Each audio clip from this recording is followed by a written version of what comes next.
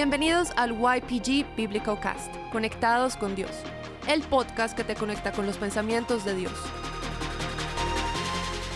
Olá a todos, que Deus ilumine sua vida e a vida de todos seus familiares. Quero dar a bem-vinda agora a nossos invitados. Como estamos? Estamos bien. Tu nome? Carlos Fuentes. Estamos aqui com Carlos Fuentes e... Elida Fuentes. Elida Fuentes, como foi sua criança com a relação de seus padres, sua adolescência, sua juventude? Como foi seu entorno familiar? Yo crecí en un hogar donde físicamente mis padres estaban ahí. A nosotros nunca nos faltó nada. Tuvimos comida, tuvimos todo físico. Pero lo que sí nos faltó fue atención, amor, cariño de parte de los dos de mis padres. Entonces yo crecí, en ese momento pues yo no sabía, que eso me estaba afectando hasta que llegué a mi adolescencia.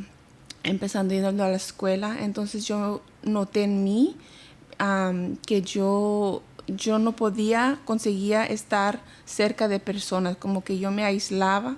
Empezaron los pensamientos, empecé a escuchar voces que me decían, tú no tienes que estar aquí, tú no mereces vivir, nadie te quiere, tú eres fea, un tormento que era de diario.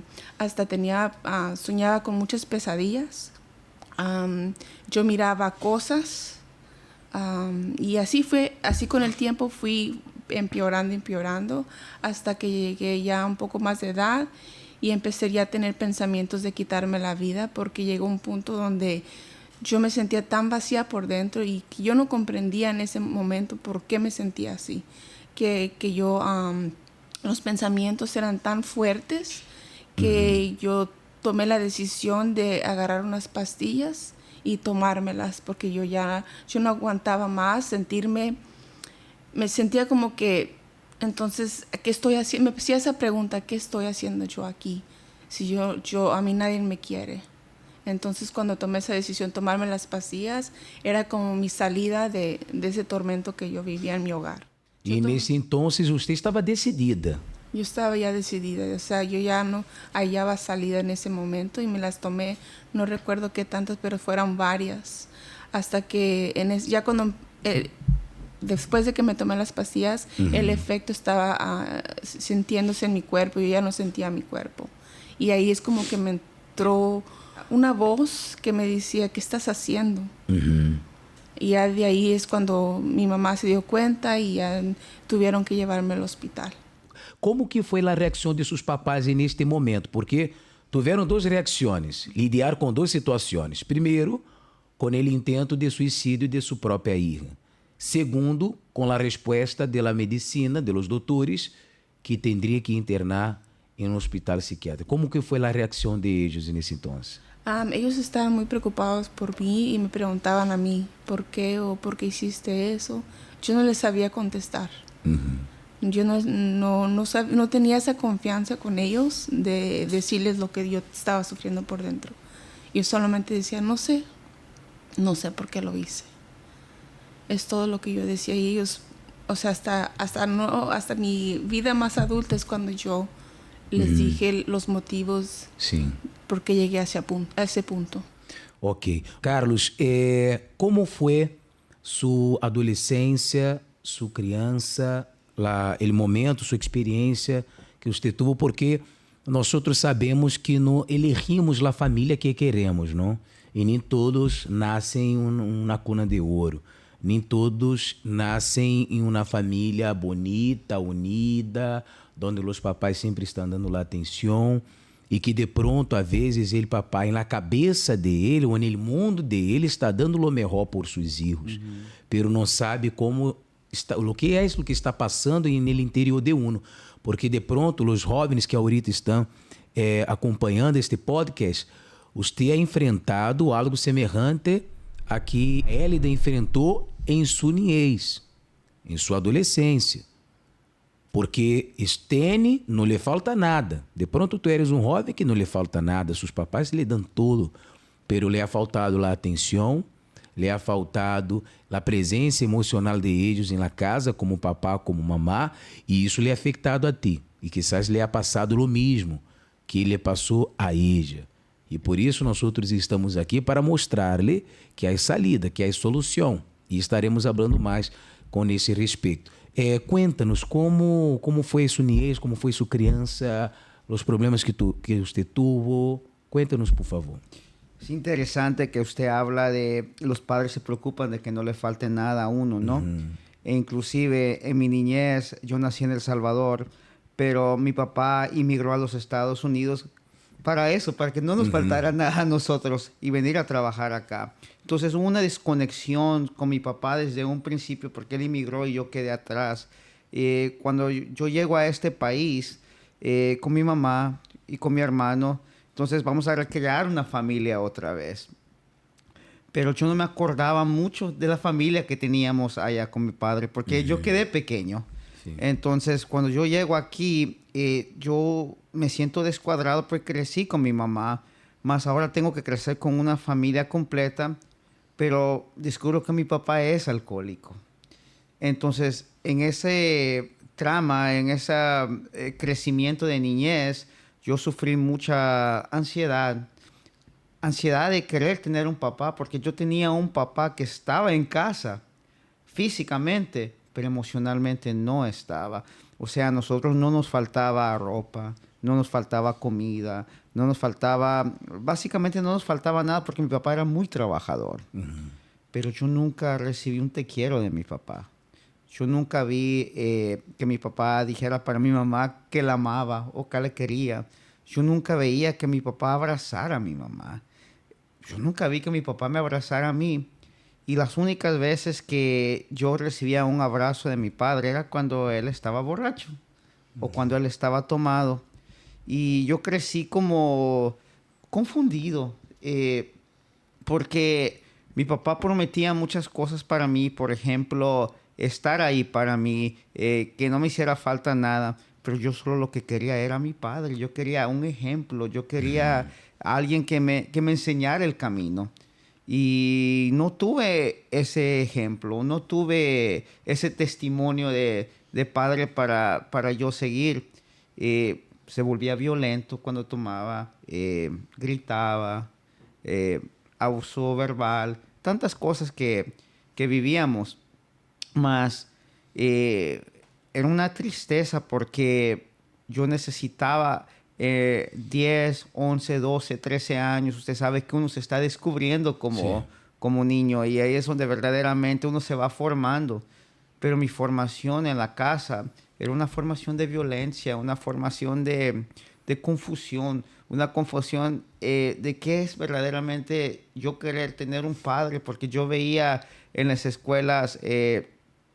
muchos amiguitos de la escuela que sus papás iban con ellos al fútbol, iban con ellos acá, mi papá no, mi papá estaba ahí, pero mi papá no me acompañaba a ningún lado. La que estaba ahí era mi mamá. Yo crecí con esa figura paterna, no al lado mío, y sentí ese vacío, como ella hablaba, un vacío por dentro que no se podía llenar. Y pues eso me causó a ser un joven rebelde, me causó a ser un joven deprimido, ansioso, tener problemas, conflictos conmigo mismo también. Y se siente muy, muy vacío ese sentir de que uno quisiera de una manera u otra ser feliz, pero no encuentras la felicidad. Y no hay nada que llene ese vacío. Y esa soledad, lo que te mata más es una soledad. Y a veces hasta, podría decir hasta celos, ¿no? Cuando usted ves a una familia con sus papás y veías las telenovelas, ¿no? Que se veía todo feliz en la telenovela. Sí. Pero en la vida real, la mía no era así. En la vida real, mía era completamente todo aislado, todo solo. E aí é o que nós vamos agora a segunda parte, que é a parte que os jovens sempre esperam, porque vamos unir a los dois. Élida, problemas familiares, soledad. Carlos, problemas familiares e soledad. E foi aí que os dois se encontraram para poder tratar de sanar as heridas do passado e dar a atenção um ao outro para poder se completar e llenar. Entonces, ¿cómo fue que aconteceu? ¿Quién quiere contar la experiencia? ¿Cómo se ¿Cómo nos conocieron? conocimos? ¿Tú cuentas? Es una historia hasta chistosa hasta cierto punto, porque nosotros no nos conocimos físicamente, nos conocimos por internet. Se conocieron por internet. Sí, en aquel tiempo había un programa que se llamaba America Online y yo estaba buscando ir a un colegio, teníamos 18 años, saliendo de la high school, que se llamaba Santa Monica College, y estábamos, creo, si no me equivoco, en un chat y hablando sobre el college, y ahí empezó la plática sobre el college en un chat de colegio. E aí, qual foi o primeiro contato físico, não? Porque o primeiro contato sempre é o mais bonito, não? Encontrei a pessoa ideal, a pessoa de meus sonhos, e aí foram os primeiros dias. E depois disso, depois de vocês terem esse primeiro contato e estarem juntos, quando que foi que ele passado começou a afetar el presente na relação de vocês? Habla, Elida. Ya cuando ya llevamos como unos pocos años ya juntos, cuando decidimos casarnos, yo ya venía con esas inseguridades. Entonces yo empecé a celarlo mucho. Yo ya empezaba a preguntarle, ¿tú me quieres? ¿Tú me amas? O sea, como que yo tenía esa necesidad de saber, de esperar de él lo que a mí me hacía falta desde mi niñez. Entonces yo esperaba cuando me casé que él fuera quien me diera eso que yo quería sentir. Entonces, y cuando yo no recibía todo eso, era un problema. Yo ya empezaba a pensar, entonces él no me ama, él no me quiere. Ya empezaba mis complejos, ¿será que soy fea? ¿O será que él tiene ojos para otra persona? O sea, ya todo empezaba otra vez mi tormento. Sí. Y eso que ya estábamos casados. Y en ese entonces, ¿qué más le afectó en la relación? Porque usted no tenía base familiar. Usted tenía que hacer la cosa a su manera. Entonces, ¿cómo fue ese conflicto? Entonces, para ser sincero con usted, al principio, como usted hablaba, todo estaba bien, pero cuando empezaron esas situaciones, yo empecé a sentir también un poco de frustración, porque yo sí quería a ella, entonces, pero no hallaba una forma de cómo hacer sentir a ella lo que ella quería sentir. Y eso puede ser de una manera u otra, tener una impotencia de querer llenar a una persona de un pensamiento, más la persona no lo cree. Y eso me frustraba, eso me deprimía, me ponía demasiado ansioso. Nunca pensé en dejar a ella, no pasó eso por mi pensamiento, pero sí llegaba a pensar ¿cómo puedo sacar esto adelante? ¿Cómo podemos ir adelante? ¿Cómo podemos no quedar estancados en esto? Pero era como una bola de nieve, porque primero empezaron esos celos o empezaron esas actitudes, pero después conociendo más a fondo, yo me fui identificando con ella también. Pero yo también estoy de la misma manera y empecé a cometer muchos errores, demasiados errores. Errores que me llevaron a violencia, errores que me llevaron a enojos, errores que me llevaron a iras, errores que me llevaron a hacer cosas que hoy me arrepiento. Pero yo no tenía esa base, como yo tampoco no tenía una base familiar donde yo vi a mi papá que le decía que amaba a mi mamá, que era su esposa, o a nosotros. Entonces yo no tenía nada para darle para ella. Entonces la soledad que ella sentía o todo lo que ella sentía también era parte de mi culpa, porque yo no estaba proveyendo lo que ella necesitaba escuchar y sentir, porque yo no sabía cómo dar eso. E quando foi que todo Elida se desmoronou? Quando é que vocês pensaram assim, temos que buscar uma solução, temos que buscar uma maneira? E aí foi o primeiro contato que vocês tiveram na igreja com Deus. Como foi assim o pior momento que vocês tiveram? Não, algo tem que cambiar. Fue un día donde yo decidí dejarlo, donde yo ya estaba cansada de que él no cambiaba, él había sido infiel para mí varias veces. Entonces yo cargaba con mucho odio hacia él, mucho o sea, yo ya estaba cansada al punto donde yo dije aquí y me fui.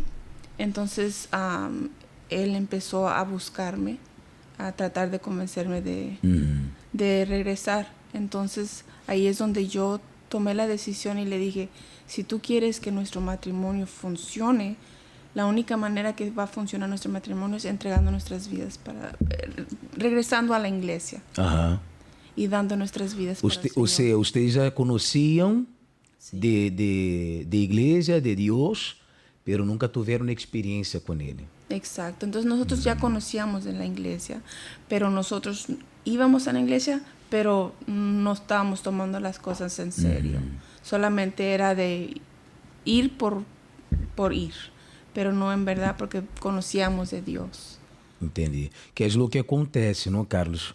Na vida de muitos jovens que ahorita estão acompanhando o podcast e se identifica com essa história, com esse testemunho impactante. E Carlos, quando você chegou em la casa e foi a buscar e você viu o que havia hecho e o que havia provocado, como que você reaccionou neste momento? Entonces, fue muy impactante para mí, porque hay un dicho que dice que nadie sabe lo que tiene hasta que está perdido, ¿no? Sí. Y en ese momento yo quedé como en shock. Yo quedé, ¿qué estoy haciendo con mi vida? ¿Qué esto es verdaderamente lo que yo quiero, lo que yo causé? Y me sentí tan culpable. Y dije, en ese momento tomé una decisión, porque también pensé, como usted dijo, que vinieron flashes, sí, ya teníamos 2 hijos. Y dije, yo no quiero mis hijos que queden sin su mamá, sin sus padres. Yo no quiero mis hijos que pasen lo que yo pasé. Entonces yo no quiero que ellos crezcan como yo crecí. Y dije, voy a tomar la decisión. Y en ese momento tomé la decisión. Una decisión que tuve que haber tomado hace mucho tiempo atrás. Pero uno como joven piensa que tiene el mundo por delante, ¿no? Y dice, mañana lo hago, mañana lo hago, mañana lo hago. Siempre posponendo, né? Siempre procrastinando, dejando para mañana. Y ese mañana duele. Porque muchas veces no podemos tener un mañana sin tener un presente. Y tenemos que trabajar en el presente. Y yo no estaba trabajando en el presente. Entonces decidí tomar esa decisión. Y dije, no, hasta aquí, basta. No voy a perder mi familia. No voy a cometer los errores del pasado. No voy a quebrar esas cadenas. Y por más que me dolió mi orgullo, por más que me dolió mi carne, por más que quería hacer lo que yo quería hacer, dije, no, mi yo me está matando. Entonces tiene que morir mi yo para que mi familia crezca. Y mi orgullo. El orgullo, porque a veces como jóvenes somos orgullosos también, ¿no? Sí. Queremos querer saber todo, pero por querer saber todo, por querer hacer las cosas a mi manera, casi destruyo a mi familia, pero tomé la decisión y salimos adelante.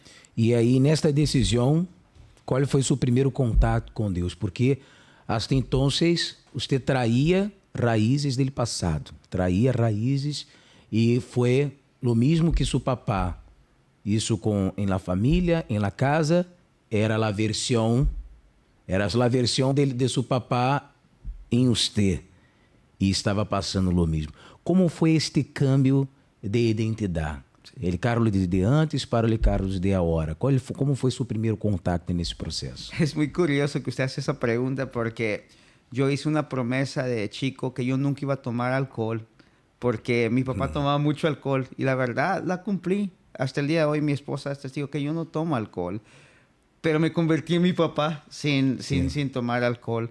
Y ahí me di cuenta que yo me convertí exactamente en esa identidad, pero sin alcohol. Y lo primero que yo tuve que hacer es perdonar a mi papá. Fue lo primero, porque yo tenía ese odio, ese rencor, esos recuerdos, y tuve que dejar ir de todo eso. Primero fue limpiarme a mí mismo, porque si yo no me limpiaba a mí mismo y yo seguía con todos esos sentimientos, yo no me podía poder llenar de las cosas buenas que Dios quería dar para mí. Y ese fue el primer contacto que tuve con Dios, fue eso, perdonar. Él me pidió para perdonar y dejar y perdonar a todos. Inclusive en su momento hasta mi esposa, porque yo en la misma ira, yo estaba enojado que me haya dejado, porque uno cree que uno está en lo correcto hasta muchas veces, sabiendo que mismo haciendo lo incorrecto, ¿no? Y yo fui al altar, yo me acuerdo que fui, me arrodillé y dije, Dios, aquí estoy, úsame. Y pedí perdón a quien tenía que pedir perdón, dejé todo lo que tenía que dejar y vamos para adelante. E usted, Hélida, com o tema dele perdão, porque para usted, además del passado, usted tratou de sanar a herida em uma relação e de pronto esta herida se abriu aún mais. E como foi seu primeiro contato, aquele processo de liberação, que además de isso, usted tinha problemas espirituais que trataram como loucura, pero que eram espirituais, e foi aí que você teve que vencer tudo isso. Como foi este processo? Pues primeramente, igual tuve que pedir perdón a mi papá, porque yo siento que fue de ahí es donde yo sentía la falta de amor y de cariño. Tuve una conversación con mi papá, me desahogué con él, le dije lo que yo sentía. Y ahí fue, como yo nunca le había dicho que lo quería, ni él a mí, ahí fue donde yo le dije que lo amaba y que yo lo perdonaba. Y eso, al decir eso, yo sentí como que una paz dentro de mí. Y de ahí, claro, empecé a hablar también con mi esposo, lo perdoné igual por todo lo que me había hecho. Y eso fue lo que me fue dando la fuerza para tener ese encuentro con Dios.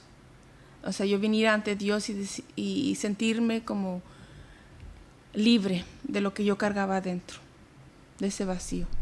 E lo que os jovens de pronto às vezes querem saber para cerrar o podcast de hoje. Depois que uno já tem a presença de Deus, já está na casa de Deus, teve uma experiência com Ele, ou seja, toda hora é perfeito ou ustedes siguen tendo seus conflitos e problemas e ustedes já sabem como solucioná-los? Que às vezes uno pensa assim, agora estou na igreja, minha vida é perfeita, pero na realidade nós outros todavia seguimos passando por lutas, problemas, pero ahorita usted sabe como lidiar con eso, ¿no? Sí. Gracias a Dios que ahora mi vida es diferente, ahora yo no necesito nada de eso, gracias a Dios. Ahora yo estoy tranquila, ahora yo no estoy perturbada con pensamientos, ahora mi matrimonio está estable, vivimos en una misma fe, servimos a un mismo Dios y ahora estamos más fuertes. Esas experiencias nos han enseñado mucho a crecer, madurar y más que nada tener la fundación con Dios. Sabemos que las luchas van a venir, están ahí, pero sabemos que el Dios que nosotros servimos nos da la fortaleza para sobresalir cualquier problema que nos afrente. Exatamente. E o curioso, Carlos, é que hoje você é líder do grupo de jovens allá de nossa igreja em Hathor, não? E lo que antes você nunca lhe passava por sua cabeça, dia estar hoje cuidando de uma grande família. Porque você antes não tinha uma família, pero uma família dividida. Hoje, você tem uma grande família. Hoje, você não somente tem um filho, você tem vários filhos para cuidar. Sim. E cada um apresentando problemas. Ou seja, o que antes você não tinha fé nem para si mesmo, hoje você ha sido colocado como encargado de um líder de grupo de jovens e ha ajudado muitos jovens, não? Como que você vê esta diferença, Carlos, em sua vida? Porque sabemos que todo o que aconteceu em sua vida, hoje você entende que já era um propósito de Deus, não? Caramba, es increíble cómo Dios trabaja, ¿no? Yo que necesitaba ayuda familiar, ayuda con padres, ahora tengo muchos hijos en el YPG y hemos aprendido con nuestras experiencias ayudar a ellos. Ahora entiendo el propósito de Dios. Muchas veces uno como joven no entiende por qué Dios hace las cosas, por qué pasamos ciertas situaciones, pero todo tiene un porqué. Todo tiene un ser Inclusive el otro día leía una palabra que decía que no cae una hoja seca de un árbol sin el consentimiento de Dios, ¿no? Imagínense una hoja seca. Entonces, a veces uno como joven se enorgullece otra vez en querer hacer las cosas de una manera, pero Dios tiene un propósito para todo, como está escrito, todo obra para bien o todo coopera para bien. Simplemente dejarse llevar, ser moldeado por Dios, y Dios puede hacer grandes cosas con nosotros. Exatamente. Então, aí está a todos os jovens que conosco estiveram conectados em nosso podcast de hoje. Agora, tome uma decisão. A decisão de se entregar a Deus, porque quizás você lo conoce de oír hablar, você hasta mesmo participa em la igreja, pero você não ha levado em sério. E por aí, você sigue tendo os mesmos problemas que te perseguem desde a época de seus papais. E se você quer uma vida diferente, uma vida transformada, busque a YPG, a Igreja Universal mais cercana a sua casa. Ou se você já hace parte deste grupo, você pode ahorita ser usado por ele. Como hoje, Carlos e sua esposa é usado por ele Espírito Santo para cuidar a outros jovens. Deus também tem um propósito em sua vida. Pero primeiro, quero compartilhar o que disse aqui a palavra de Deus no livro de Salmos 147, versículo 3. Ele disse: sana a los quebrantados de coração e venda suas heridas. Cuenta el número de las estrellas e a todas ellas les pone nombre. Ou seja, se o próprio Deus conhece cada estrela, seja a mirada do cielo, aquele cielo na noite quando está bem limpo, a quantidade de estrelas, humanamente hablando, é impossível contar. Imagina saber o nome de todas as estrelas. Pero nuestro Deus, ele sabe, ele te conhece, assim como ele sabia da vida de Carlos, de Élida e de onde eles estariam hoje. Ele sabe e ele conhece o que você passado e o que você vivido. E ele te chama para sanar tuas heridas. Basta que você se acerque a ele, ok? Foi um gosto estar com vocês em nosso podcast de hoje. Graças, Carlos, graças, Élida, por compartilhar suas histórias impactantes. E eu tenho a certeza que Deus, ele não une vidas, ele une propósitos para algo muito maior. Que Deus lhe bendiga a todos.